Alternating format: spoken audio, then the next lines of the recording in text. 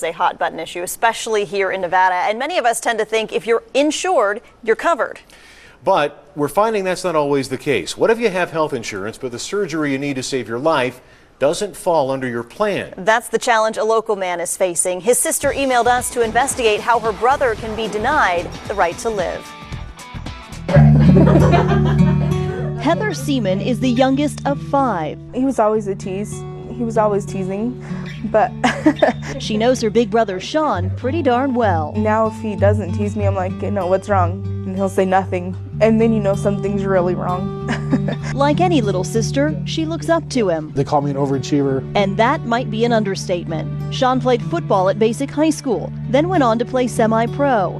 He just graduated as valedictorian of his class at ITT Tech with a 4.0 GPA in criminal justice. He dreams of someday becoming a U.S. Marshal. To his sister, Sean's big successes come from his big heart. I've always been a fighter. I've never given up. But it's Sean's heart that's now giving up on him. It's so hard to find help. You wouldn't know by looking at him, but Sean is dying. Just days before he turned 33 last month, Sean says his doctor told him he may not see his next birthday. For someone to tell you that you have less than a year to live.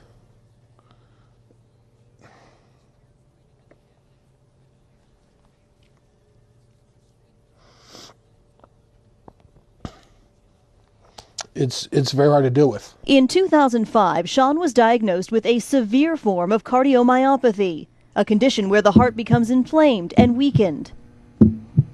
He also has congestive heart failure, which means his heart can't pump blood to the rest of his body like it should. Right now, Sean is on at least 8 different medications, and he has an implanted cardiac device in his chest to restart his heart in case it stops. But Sean says, according to his doctor, it's no longer enough. It's not a matter of if, it's a matter of when my heart completely gives out. To survive, Sean needs a heart transplant. I always thought, I have health insurance to work. I'm going to be fine. Then all of a sudden, I have a life-threatening condition, and they're telling me, well, we're not going to help you. Turns out his insurance plan doesn't cover the life-saving surgery. I asked them flat out, why are you willing to let me die? I can't imagine losing my brother. That's why Heather emailed us to investigate. We contacted Aetna to find out why Sean can't get the help he needs to live. Aetna sent us this statement. It says, in this case, Sean's health benefit plan offered by his employer does not include coverage for transplants. We are contractually required to follow the terms of the benefit plan, even in difficult circumstances such as this. But Aetna also says the plan would cover a ventricular assist device, VAD, if deemed medically necessary. That device would help Sean's heart pump blood until he could get a transplant. But despite what Aetna says, we found his particular plan actually wouldn't cover a VAD because of the price. Sean's plan has a $250,000 lifetime cap. According to Cedars-Sinai Medical Center in Los Angeles, a VAD surgery would cost at least twice that. Aetna says, we have been in contact with Sean and would like to help him find a solution, which may include working with the plan's sponsor or finding other resources such as social services. Sean tells us he's ready to prove he still has heart. Life has thrown me a curveball, and I can either sit there and wither away and just wait for the inevitable to happen, or I can fight, and I can do something about it.